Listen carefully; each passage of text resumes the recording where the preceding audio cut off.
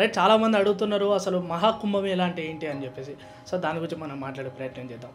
జనవరి 13 నుంచి ఫిబ్రవరి 26 వరకు దాదాపు 45 రోజుల పాటు కుంభమేళా జరుగుతుంది. ఉత్తరప్రదేశ్లోని ప్రయాగ్రాజ్లోని ప్రధానంగా జరుగుతుంది. గంగమ్మ తల్లిని మనసారా పూజించడం ఈ వేడుక అసలైన పరమార్థంగా పండితులు చెబుతుంటారు. క్షీరసాగర మథనం సమయంలో ఆ సాగరం నుంచి అమృత భాండం ఉద్భవించింది. ఆ పాత్ర కోసం దేవతలు రాక్షసులు పోరాటం సాగిస్తున్నప్పుడు అందులో నుంచి 4 అమృతపు చుక్కలు భూలోకంలో 4 నదుల్లో పడ్డాయి. దాంతో ఆ 4 నదులు అత్యంత పవిత్రతను సంతరించుకున్నాయని పురాణాలు చెబుతున్నాయి. హరిద్వారులోని గంగా, ఉజ్జయినిలోని క్షిప్ర, నాసిక్లోని గోదావరి, ప్రయాగ్రాజ్లోని త్రివేణి సంగమంలో అమృతపు చుక్కలు పడ్డాయని చెబుతుంటారు.